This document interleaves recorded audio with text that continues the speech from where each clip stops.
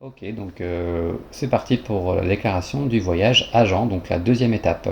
Donc on se dirige sur l'onglet voyage agent. Donc on a deux possibilités. On peut aussi aller sur la banderole de gauche, où vous avez vu, il y a une petite flèche qu'on peut cliquer à gauche qui nous permet d'ouvrir la banderole.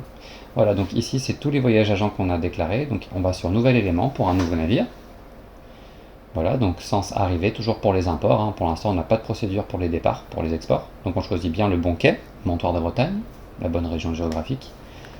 On va devoir répéter quelques informations qu'on a déjà données sur la première étape du voyage. Donc voilà, donc on remet le TA, on remet le créateur de l'annonce. Donc en fait, notre référence S1, c'est CFAS pour French Atlantic.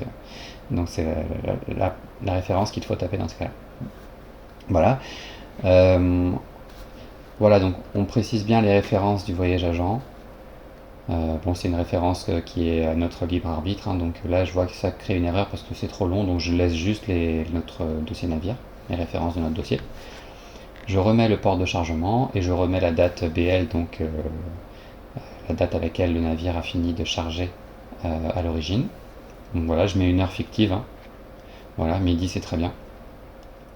Et le voyage associé, donc c'est là qu'il faut récupérer donc la déclaration qu'on a fait, la première étape lorsqu'on a déclaré le voyage. Donc là on a tous les voyages qu'on a déclarés et donc ce sera la dernière qu'on a faite en date parce que voilà, la précédente déclaration qu'on a faite, elle apparaîtra à la fin. Donc on la sélectionne comme ça et ça va rattraper, ça va lier en fait la déclaration au bateau qu'on a déclaré sur la première étape.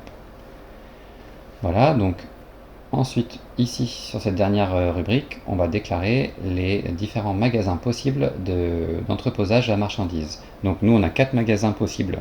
Donc ce qu'on va faire, c'est que dans un premier temps, on va tous les déclarer. Et après coup, lorsqu'on saura officiellement dans quel magasin iront la marchandise, bah, on la déclarera uniquement dans ces magasins-là. Mais pour se prémunir d'avoir à revenir sur cette déclaration et redéclarer d'autres magasins, on peut prendre les devants pour tous les déclarer dans un premier temps. Ça va nous permettre d'avoir ensuite un menu déroulant qui nous permettra de les sélectionner. Donc là, on peut y aller tranquillement pour déclarer les 4 par défaut systématiquement. Donc là, vous voyez les différentes références, euh, les différents acronymes pour chaque magasin. Donc c'est à noter quelque part pour s'en rappeler. Voilà, donc on a fini la déclaration et on a accès à la référence. Voilà, donc on verra, voilà pour le voyage agent et on verra le cargo in ensuite.